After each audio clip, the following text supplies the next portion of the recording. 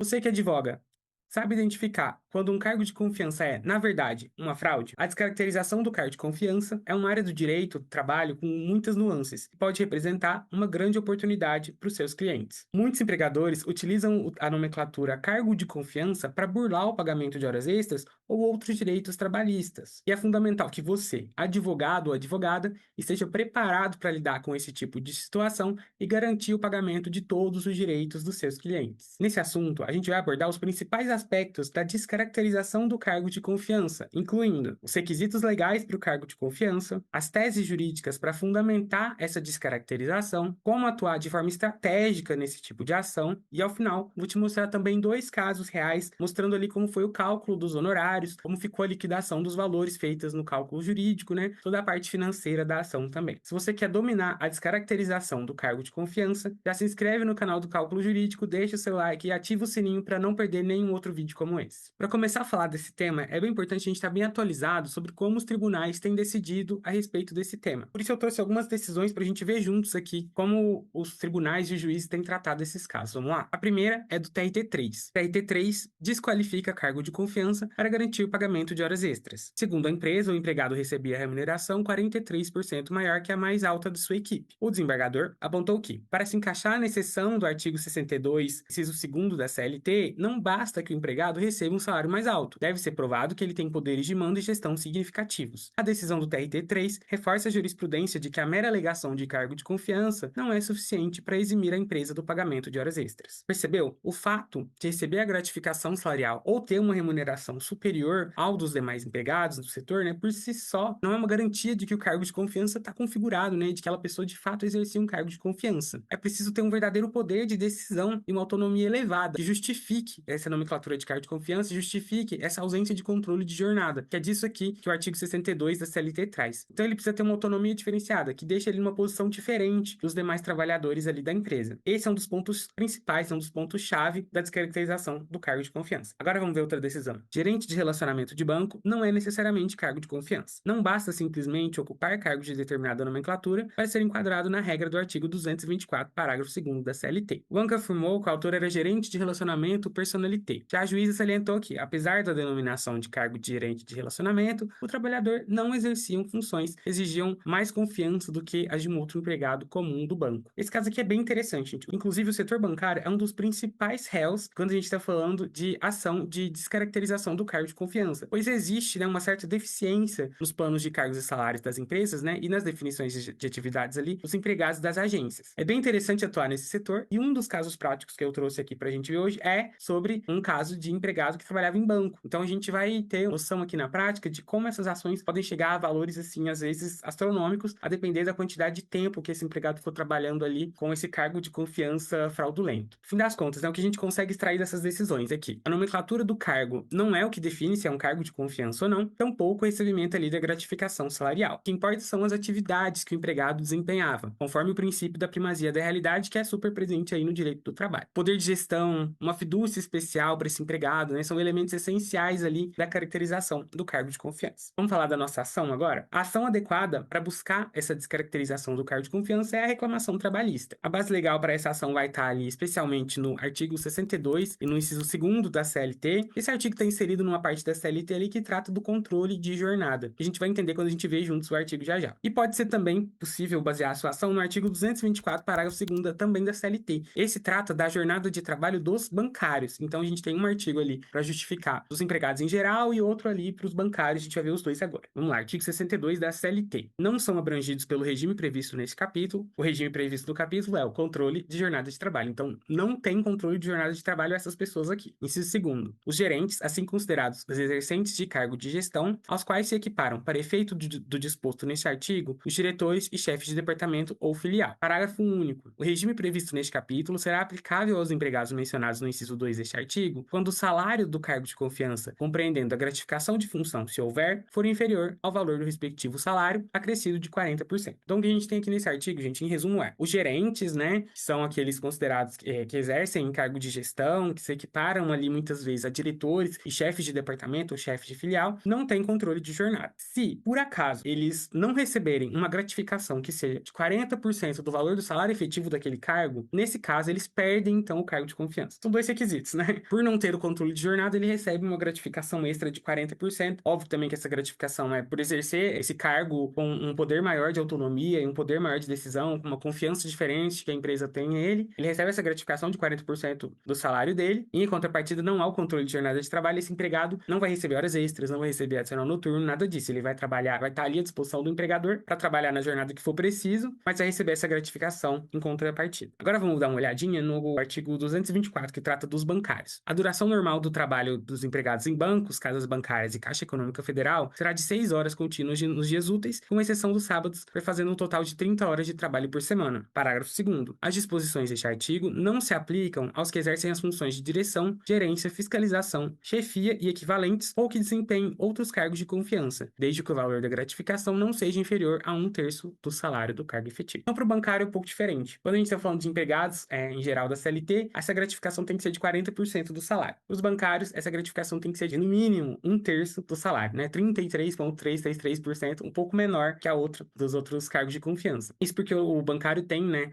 artigos próprios aqui que regem esse trabalho deles, então a CLT traz aqui uma disposição diferente também para eles. Essa gratificação ela é de 1/3 do salário. E esses são os principais requisitos, então, quando a gente fala de cargo de confiança. O empregado deixa de ter a jornada controlada e, em troca, ele recebe ali uma gratificação salarial compatível com a função que ele exerce. Além disso, ele precisa ter, então, né, um poder claro de gestão ali e autonomia dentro da empresa. E a gente resume, então, esses requisitos e separa, classifica eles aqui de duas formas. A gente tem, então, requisitos objetivos, que são, primeiro, que ele exerça uma função de direção, gerência, fiscalização, chefia ou equivalente. Ele tem um certo poder de gestão ali dentro, um poder de coordenação ou de controle dentro da empresa. O segundo, receber a gratificação de função, que vai ser de 40% do salário efetivo ou de 1/3 no caso dos bancários. Esses são os requisitos objetivos. E o requisito subjetivo, que é aquela fidúcia especial que a empresa tem que ter com ele, né? Além dos objetivos, é fundamental, então, que haja um elemento de confiança especial depositado nesse empregado. Algo a mais do que a confiança comum que já existe numa relação de emprego, né? Entre empregado e empregador. Tem que ser nítida essa fidúcia diferente ali em relação a esse empregado. E aí, se qualquer um desses requisitos estiver ausente, então, se ele não exercer as funções de direção, gerência e chefia, o equivalente que a gente comentou, se ele não receber a gratificação de função, ou se não houver essa fidúcia especial em relação a ele, a gente pode exigir aí a descaracterização do cargo de confiança. Então, quais seriam as consequências da descaracterização do cargo de confiança? É simples, o controle da jornada de trabalho. Todas as horas extras, horas noturnas, intervalos que foram suprimidos, qualquer coisa que esteja de fato ali relacionada à carga de trabalho,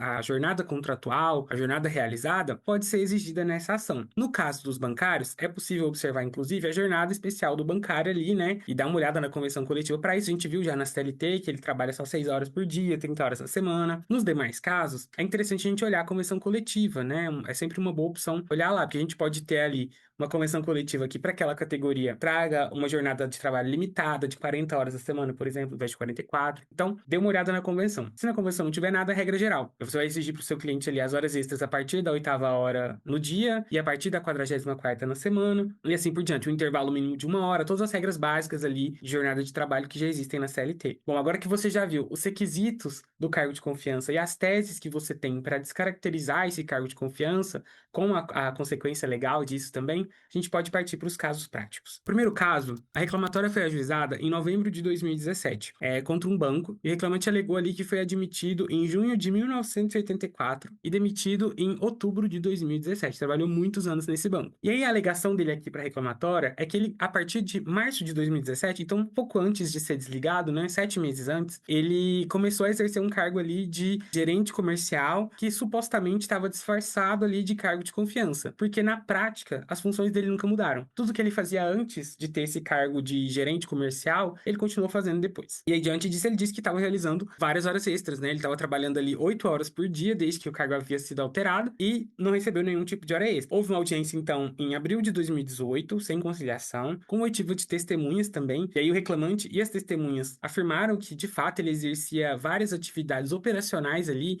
de abastecimento dos caixas, atendimento ali na agência, então não tinha subordinados ou poder de gestão algum dentro da agência bancária. A sentença foi proferida em fevereiro de 2019, prescrição foi rejeitada, a jornada de 6 horas por dia foi reconhecida, já que ele não se enquadrava no artigo 224, parágrafo 2º da CLT, que trata lá do cargo de confiança para os bancários. Foram deferidas as horas extras, então, a partir da sexta, né? Então, a sétima e oitava hora do dia, todas foram consideradas horas extras, de março de 2017 até o fim do contrato lá em outubro, com todos os reflexos. Reflexos em aviso prévio, férias, 13º, DSR, FGTS, tudo isso também de reflexo. Os honorários do advogado ficaram em 15%, e aí houve deferimento da justiça gratuita e também ali, né, custos para a empresa. O banco apresentou um recurso ordinário para o TRT em março de 2019, alegando ali de fato que ele exercia cargo de confiança, mas o TRT negou o provimento do recurso, né, reafirmando ali que de fato a empresa não conseguiu provar que esse empregado tinha uma fidúcia especial diferente dos outros funcionários. E aí o banco apresentou embargos de declaração, o TRT rejeitou os embargos de declaração, considerou que eles eram protelatórios, inclusive aplicou uma multa sobre eles, e aí começou a fase de liquidação e execução. O trânsito em julgado dessa sentença aconteceu em agosto de 2020, um processo de 2018, né, demorou alguns anos, que a gente sabe que para a Justiça do Trabalho foi considerado que um processo lento, porque a gente tem processos resolvidos em menos do que isso. O reclamante apresentou os cálculos dele, o banco não conseguiu impugnar no prazo, depois o banco tentou embargar de novo, não deu certo, e no fim das contas, o crédito acabou sendo quitado com o tempo. Lá em 2022, no final de 2022, esse empregado conseguiu receber o valor do banco, um valor considerável que a gente vai ver já já. Vamos ver juntos, antes disso, um trecho da sentença, onde o juiz trata sobre a função de confiança. De start evidenciado nos autos que a função efetivamente desempenhada pelo reclamante não se enquadra na exceção do parágrafo 2º do artigo 224 da CLT, mas naquelas atribuídas a qualquer bancário. Bem assim, restando em controvérsia que se ativava habitualmente 8 horas por dia, faz jus ao pagamento da 7ª e da 8ª hora por dia a partir de 1º de março de 2017 até o desate contratual. Ressalta-se, por fim, à luz da súmula 109 do TST, que a gratificação paga ao reclamante apenas remunera a maior responsabilidade na função por ele exercida, e não o trabalho extraordinário prestado além da 6ª hora, não sendo o caso de compensação. Essa observação é muito importante para você que quer atuar com banco, no caso de bancário. Por quê? Eu já vi por aí norma coletiva lá na convenção, no acordo coletivo, que tratava do seguinte: se o empregado ingressar judicialmente e conseguir a descaracterização do cargo de confiança, a gratificação paga por exercer o suposto cargo de confiança pode ser abatida do valor das horas extras. Então imagine que seu cliente lá recebeu por um ano 50 mil de gratificação salarial por exercer cargo de confiança. E aí você conseguiu descaracterizar isso na justiça e pediu um ano de hora extra. E esse um ano de hora extra dava lá 100 mil reais. Nesse caso, se existir a norma coletiva, a empresa pode abater os 50 mil já pagos e aí ficam lá só mais 50 mil para pagar para o seu cliente. Apesar de a súmula 109 do TST dizer outra coisa. Esse caso, que eu estou apresentando para você como exemplo, o TST validou, inclusive. Disse que essa norma prevista na convenção coletiva era válida. Então, tenha esse cuidado, tenha essa responsabilidade com o seu cliente também de verificar na convenção coletiva dele se existia previsão nesse sentido. Eu disse, né, o setor bancário é bem comum de ter esse tipo de reclamatória, acabou ao longo dos anos, né, tentando achar uma brecha para não ter que pagar essas horas na integralidade e encontrou essa possibilidade aí na hora de firmar a convenção coletiva com o sindicato, conseguiu incluir esse tipo de cláusula nas convenções. Então, fique atento. Sobre a súmula 109, que o juiz citou aqui na decisão, vamos dar uma olhadinha no texto dela agora. Súmula 109 do TST. O bancário não enquadrado no parágrafo 2º do artigo 224 da CLT, que receba gratificação de função, não pode ter o salário relativo a horas extraordinárias compensado com o valor daquela vantagem. Então veja que aqui a súmula é totalmente contrária ao que eu coloquei aqui para vocês, que eu já vi em convenção coletiva e que o TST validou. Lá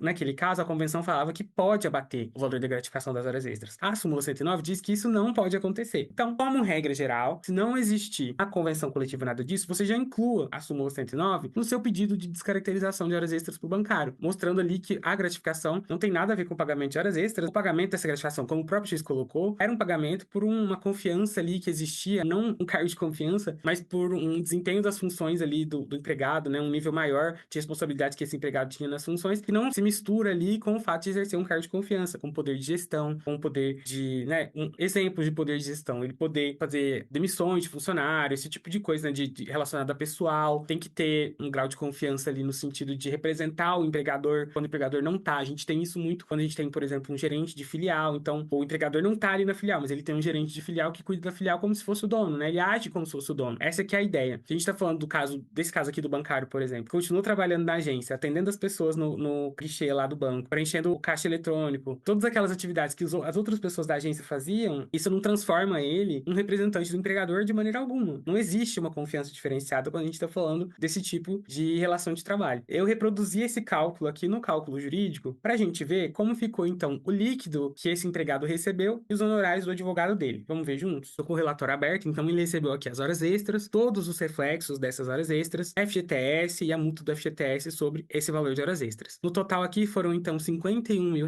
um líquido devido para o reclamante de R$ 50 mil com 7 meses de horas extras. Então, como eu disse, né, o valor do salário do bancário é muito alto, a gente tem uma carga horária reduzida, tudo isso ajuda muito no final lá do cálculo, né, porque a gente vai ter uma carga horária de 180 horas, o divisor das horas vai ser menor, muitas vezes o percentual da hora, aqui foi até 50%, mas a gente tem um percentual diferenciado na convenção coletiva, então assim, trabalhar nesses casos com bancários pode ser bem lucrativo. Nesse caso, os honorários do advogado ficaram em R$ 7.600, só os sucumbenciais, e a gente ainda vai ver os honorários contratuais já como ficar, certo? Agora a gente vai ver o caso 2 aqui. Nesse caso, o ajuizamento aconteceu em agosto de 2020, o reclamante alegou que trabalhava como chefe de seção de junho de 2014 até abril de 2020. Ele disse, né, que cumpria uma jornada de trabalho extensa, inclusive à noite, e que não havia, então, um controle de ponto e que ele nunca recebeu essas horas extras. Como pedido, ele trouxe, então, as horas extras, né, inclusive de feriado, domingo, adicional noturno, porque ele trabalhava à noite, reflexos dessas horas, reflexo em férias, 13º, FGTS, aviso prévio, honorários advocatícios e justiça gratuita. A defesa alegou que o reclamante ocupava um cargo de confiança e por isso ele não teria direito ao controle de jornada. Disse que ele era chefe de seção, era o nome do cargo, e que os chefes de seção lá na empresa não recebiam hora extra e tinham o cargo de confiança. Disse que o autor recebia uma remuneração superior ao dos subordinados dele, né, e por isso pediu a improcedência de todos os pedidos. A sentença saiu em junho de 2021, um pouco mais rápido do que o outro processo, né? Foi totalmente improcedente. Para o juiz, o fato do trabalhador ali não exercer o cargo de confiança é verdade. Ele concordou que, de fato, o empregado não exercia cargo de confiança, mas o empregado não conseguiu provar que realizava horas extras. Então, veja que, apesar de ter reconhecido ali que, de fato, ele não realizava, não tinha um cargo de confiança, né, na prática, o juiz entendeu que ele não conseguiu provar a realização das horas extras. Nesse caso, então, não teve condenação em nada, né? E aí, o reclamante, obviamente, apresentou um recurso ao Tribunal Regional do Trabalho. E aí, em setembro, logo, vejam, 3 meses aqui a gente tá falando, né? A sentença em junho, o acórdão saiu em setembro. O TRT entendeu, então, que, de fato, ele não ocupava um cargo de confiança, assim como o juiz de primeiro grau, e aí aplicou a súmula 338 do TST, considerando que o ônus de apresentar os cartões de ponto era do empregador, já que ele é o responsável por fazer o controle de jornada. Nesse caso, então, como o empregador não apresentou os controles de ponto, porque ele não controlava a jornada dessa pessoa, houve a presunção de que a jornada alegada pelo empregado na inicial era verdadeira. Com isso, o TRT reformou a sentença, então, reconhecendo a jornada e deferindo as horas de intervalo suprimido, condenou a empresa também a pagar as horas ali que excediam a 44ª semanal e todos os reflexos, definiu também o pedido de adicional noturno e definiu também os honorários em 10%. Houve embargos de declaração, impugnação para esses embargos, mas foi só um pequeno ajuste ali no acórdão no final e a fase de conhecimento foi encerrada. Os cálculos foram apresentados e o cálculo que o reclamante apresentou foi o que o juízo homologou e depois, em seguida, houve o pagamento. Para esse caso, a fundamentação técnica, então, que o Tribunal Regional do Trabalho apresentou foi baseada ali na súmula 338 do TST, que a gente vai ver juntos agora. É ônus do empregador, que conta com mais de 10 empregados, o registro da jornada de trabalho na forma do artigo 74, parágrafo 2º da CLT. A não apresentação injustificada dos controles de frequência gera a presunção relativa da veracidade da jornada de trabalho. Perfeito, então. É ônus do empregador que tem ali mais de 10 empregados fazer o controle de jornada de trabalho. Se ele não faz o controle e não apresenta nos cartões de ponta ali na Justiça do Trabalho, toda a alegação que o reclamante fez ali em relação à jornada de trabalho vai ser presumida como verdadeira. Eu trouxe também pra gente ver rapidinho a ementa do acórdão, pra gente dar uma olhada em como o Tribunal Regional do Trabalho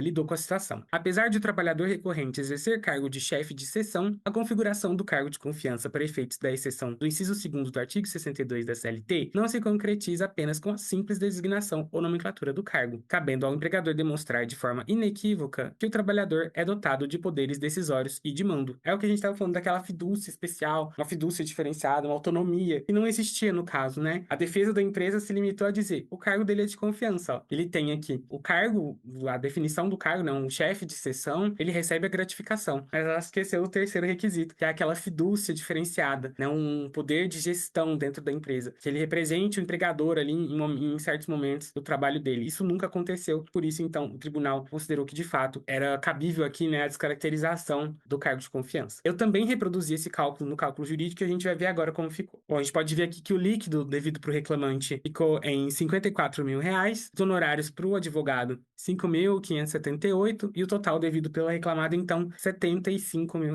É interessante que esses casos de descaracterização do cargo de confiança sempre vão ser acompanhados de um valor considerável de honorários, né? Porque a gente está lidando com pessoas que geralmente têm um salário mais alto, o próprio valor ali do cargo de confiança já, né, aumenta 40% o salário dele. Então, é importante a gente saber lidar com esses casos e entender, né, o tipo de questão que pode ser suscitada, como é que a gente vai tratar as consequências dessa descaracterização. Para esse caso aqui, foram alguns anos de trabalho, né, por isso esse valor elevado. E para o outro caso, a gente tinha um caso especial de bancário, né, com salário bem alto, com carga horária reduzida, com muitas horas extras, que em poucos meses ficou no mesmo valor que esse aqui. Então, é interessante a gente comparar, né, para perceber como o tipo de público que a gente atende às vezes muda, né, a quantidade de honorários que a gente vai receber. Mas o mais importante aqui é que a gente pensar que ambos ali tiveram os direitos garantidos pelo advogado, né, o advogado conseguiu os honorários ali, bons honorários com o processo, e os empregados, de fato, tiveram os direitos assegurados. Ainda falando de honorários, mostrei para vocês agora os honorários no segundo caso. Quando a gente está falando de reclamatória trabalhista, a gente tem ali duas possibilidades de honorários que são mais comuns do advogado trabalhista conseguir. Os primeiros honorários são os sucumbenciais, que são esses aqui, definidos pelo juiz na sentença. Eles vão de 5 a 15% do valor da condenação e fica na mão do juiz mesmo definir esse percentual. Você vai pedir ali na inicial e o juiz vai definir para você. Esses honorários são pagos pela parte contrária. Então, no caso do banco, quem pagou os honorários aqui de 15% sobre o processo foi o banco, pagou pro advogado. No caso, você que é advogado do cliente, né, do reclamante. Além dos honorários sucumbenciais, podem ter também os honorários contratuais, que são aqueles que você fecha com o seu cliente quando ele te procura ali no escritório, você vai combinar com ele esses honorários. É interessante que você verifique a tabela da OAB da sua região, você pode conversar também com outros colegas do que atuam na área para saber como eles fazem essa cobrança, mas o que eu vejo em geral na minha experiência são advogados que não cobram valor de entrada, mas cobram um percentual do êxito da ação.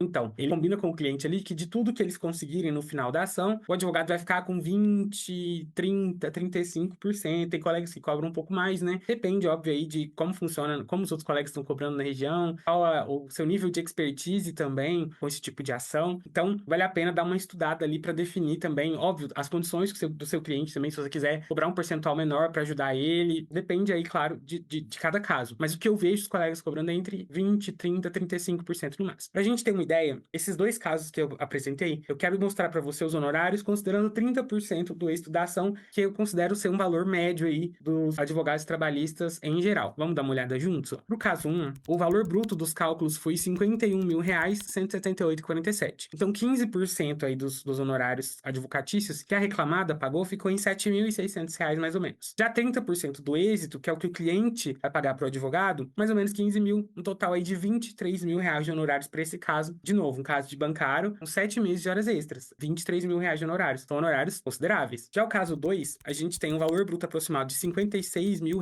mais ou menos, 10% disso ali, né, mais uns R$ 5.600, e honorários contratuais de 30% ficariam em 16 mil. Então, R$ 22 mil também, bons honorários para esse caso, mas nessas condições aqui, a gente teve um empregado que trabalhou anos, né, esse cargo de confiança fraudulento, por isso, então, um valor mais elevado dessa ação. Nesse vídeo, você aprendeu os principais aspectos da descaracterização do cargo de confiança, desde os requisitos legais até estratégias para atuar nesse tipo de demanda. Dominar essa área do direito do trabalho é essencial para qualquer advogado que quer atingir sucesso financeiro. Se você gostou desse vídeo, deixe o seu like, compartilhe ele com seus colegas e se inscreve no canal do Cálculo Jurídico para não perder outros vídeos como esse. E me diz aqui nos comentários, você já lidou com algum caso de descaracterização do cargo de confiança?